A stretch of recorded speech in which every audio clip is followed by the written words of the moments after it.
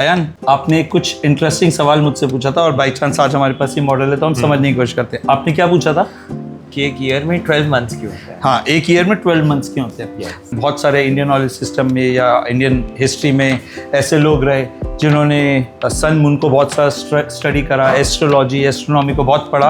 उन्होंने बहुत इंटरेस्टिंग चीज़ find out करी। सन, अर्थ और मून, यही तीनों के तीनों के कारण हमें बहुत सारी इन्फॉर्मेशन मिलती है। Okay. पर there is a interesting thing, sun से हमें सिर्फ एक चीज़ की इन्फॉर्मेशन मिलती है, डे या नाइट। ठीक है, yes. सन से हमें इससे ज्यादा कोई इन्फॉर्मेशन नहीं मिलती है, क्योंकि सन है तो स्टार्स नहीं दिखते हैं, हाँ. और सन नहीं है तो ही स्टार्स दिखते हैं। तो सन हमें सिर्फ डे नाइट दिखाता है। हमें मंथ का पता लगता है मून से। तो ये सन है, ये अर्थ है, ये मून है। इस समय ये पोजीशन में पूर्णमासी की, और पूर्णमासी मीन्स फुल मून। ठीक है, तो एक साल में देखते हैं कितनी पूर्णमासी आती हैं, और उन पूर्णमासी के हिसाब से समझने की कोशिश करेंगे कि एक साल में कितने मंथ्स होते हैं। ठीक है, तो मैं एक टेप लगा देता हूँ रेफरेंस के लिए, ताकि हमें पता लग सके कि हम कहाँ पर हैं एक साल पहले।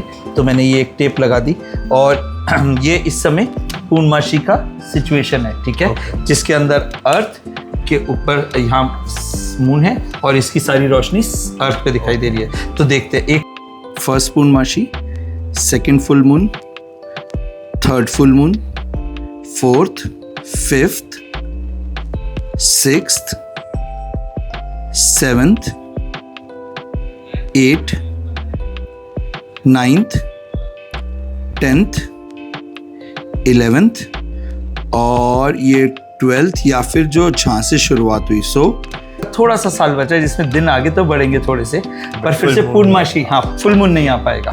तो हमने देखा कि 12 फुल मून ही आए। हर फुल मून जब दोबारा से फुल मून होता है, जब भी मून फुल मून होता है, तब हम उसको एक दिन, एक मंथ का स्टार्ट बोलते हैं। और एंड ऑफ द डे हमारे पास सिर्फ 12 पूर्णमासी आती हैं एक साल में, और सन वापस अर्थ घूम के वापस अपनी जगह पे आ जाती है। सो फुल मून के हिसाब से हमने आइडेंटिफाई करा कि एक साल में कितने फुल मून आएंगे, उसके हिसाब से हमने मंथ्स बनाए।